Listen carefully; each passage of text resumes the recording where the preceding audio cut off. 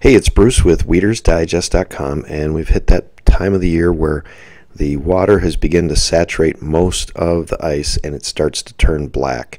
And so I'm down here with my camera showing exactly as the ice is moving and shifting, and as you can see, it's like little shards, looks like little shards of glass.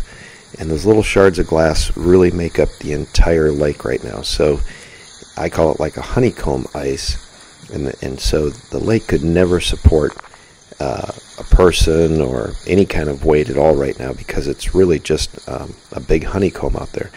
But I'm shooting this from my cell phone, and I'm hoping that it's going to look clear enough. But there's all kind of shifting and moving, and so those little, blades, if you will, of ice pop up, and it's really quite interesting. Those are golf balls out there in the ice. I've got some neighbors that somehow think my yard is a golf course, and they like to shoot golf balls at it. So I've got right now about 75 golf balls laying around my yard where they've shot them over. Now this is interesting because the wind is pushing the ice in, and so it's dug up some mud or muck from the bottom of the lake, and then what it'll do is it'll just scrape the bottom and then drive the ice right up into the shoreline. And what you can find is that if the wind, now this is the type that'll pretty much just crumble as it hits the shoreline. But if it had happened, just the wind had picked up a few days ago and been able to push the ice across the lake, it would actually cause it to do serious damage along the shoreline, because it can knock over houses or anything like that. Because I'll just show you here. This is just literally just chunks of small chunks of ice. But as the wind pushes it in, it could clear out this lake, literally today, with one big push of the ice. We've also got some nice warm 70-degree temperatures. And right now, all the noise that you hear in the background and all the movement you see, I'm not touching anything. So what it is just literally the wind coming across the lake, pushing the ice, and crumbling it on the shore.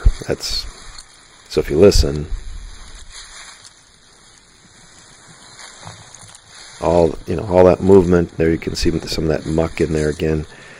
And these piles on our small lake can get to be 2, 3, 4 feet high. On big lakes where the ice can push across, these piles can become 10, 20, 30, it'll just keep piling it up, and if it can push it outward, push it outward. But it can literally, a whole lake's worth of ice can come in one day's time. There's a lot of theories out there that ice sinks. There is some of that happens, but on our lake, as you can see, it just literally comes pushing in. And the biggest concern for me personally is I have my dock out there, and so I'll actually, probably today, as this ice goes out and we have a southwest wind, I'll probably be out there quite vigilantly, preparing to try to stop the ice if it were to, now see there, you can see it piling up, but if it were to start pushing against my dock, it could destroy it and turn it into toothpicks in literally, minutes. And I've seen that happen before, and actually one of my neighbors lost his dock 2 days ago. So anyway, I find this quite fascinating to watch the ice melt, and maybe you will too.